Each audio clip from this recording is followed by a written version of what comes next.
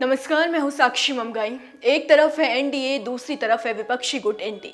एक तरफ है एनडीए के उपराष्ट्रपति पद के उम्मीदवार सीपी राधाकृष्णन और दूसरी तरफ है इंडी गठबंधन के उपराष्ट्रपति पद के उम्मीदवार बी सुदर्शन रेड्डी।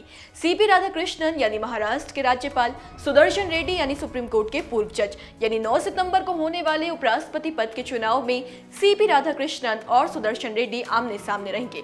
और ये बात इस चुनाव को और भी दिलचस्प बना देती है, क्योंकि दोनों ही पार्टियों ने अपने अपने उम्मीदवार बड़े ही विचार विमर्श के बाद चुने हैं। देखिए, बीजेपी ने महाराष्ट्र के राज्यपाल और अपने कद्दावर नेता सीपी राधाकृष्णन को एनडीए का उम्मीदवार घोषित करके द्रविड़ पार्टियों के लिए धर्म संकट की स्थिति पैदा करने और दक्षिण भारत की राजनीति को साधने की कोशिश की थी। कैसे? जाहिर सी बात है, दक्षिण की पार्टी होकर दक्षिण के कैंडिडेट का विरोध करना विरोधी दल के गठबंधन वाली पार्टियों के लिए कहीं से भी फायदेमंद नहीं रहता। इस वजह से डीएमके की मांग थी कि दक्षिण भारत से उम्मीदवार हो। ठीक, अब इंडिया ब्लॉक ने एनडीए की इस चाल को मात देती है। दक्षिण भारत से उम्मीदवार लाकर डीएमके की मांग को तो पूरा कर ही दिया, साथ ही टीएमसी की जो मांग थी कि गैर राजनीतिक चेहरा हो, उसे भी वी सुदर्शन पूरा करते हैं। वो राजनीति से नहीं बल्कि समाज और न्यायपालिका से जुड़े हैं। देखिए, कांग्रेस सहित सभी दल चाहते थे कि उम्मीदवार सर्वमान्य चेहरा हो। ऐसे में जस्टिस रेड्डी के नाम पर विपक्ष की सहमति बनी। इस तरह से रेड्डी पूरे विपक्षी दल के उम्मीदवार होंगे। सुनने में आया है कि आपने भी इस नाम पर समर्थन जताया है। तो सीधा सीधा इंडी ब्लॉक ने इस बार एनडीए की रणनीति को तगड़ा जवाब दिया है।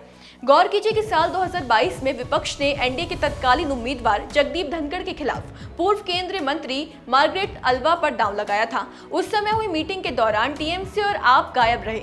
हालांकि बाद में आपने अल्वा को समर्थन देने का फैसला लिया, लेकिन 2 सांसदों को छोड़कर टीएमसी के अन्य नेताओं ने मतदान से दूरी बनाई थी। विपक्ष फिर से ये नौबत नहीं आने देना चाहता था। इस वजह से गठबंधन की सभी मांगों को पूरा करने के लिए रेड्डी के नाम का चुनाव किया गया है। तो 2022 वाले घाव ना लगिए, एनडीए की रणनीति भी सफल ना हो, विपक्ष एकजुट रहे, इसलिए बी सुदर्शन रेड्डी को मैदान में बड़ी ही चतुरता से उतारा गया है। बताते चले कि जगदीप धनखड़ ने बीते महीने स्वास्थ्य कारणों का हवाला देते हुए उपराष्ट्रपति पद से इस्तीफा दे दिया था। संविधान का अनुच्छेद 68(2) इस बारे में साफ कहता है कि यदि उपराष्ट्रपति का पद किसी भी वजह से खाली होता है, मृत्यु, इस्तीफा या हटाए जाने के कारण रिक्त हो जाता है, तो उस पद को भरने के लिए चुनाव 6 महीने की अवधि के भीतर कराए जाने अनिवार्य है। इसलिए अब 9 सितंबर को उपराष्ट्रपति पद के लिए चुनाव होना है। इसके लिए नामांकन दाखिल करने की आखिरी तारीख 31 अगस्त है। उपराष्ट्रपति चुनाव का तरीका बेहद रोचक है। नामांकन दाखिल करने के लिए ही उम्मीदवार को 20 प्रस्तावक यानी 20 प्रपोजर्स और 20 अनुवादक यानी 20 सेकेंडर्स चाहिए होते हैं, यानी कुल 40 सांसदों का समर्थन चाहिए होता है। ये वो लोग होते हैं जो दोनों संसद के सदस्य होने चाहिए। वोटिंग एक खास तरीके से होती है, जिसे सिंगल ट्रांसफरेबल वोट सिस्टम कहते हैं। ये चुनाव गुप्त वोटिंग से होता है और हर सांसद का वोट बराबर का होता है। जीतने के लिए वैध वोटों का औसत हासिल करना पड़ता है।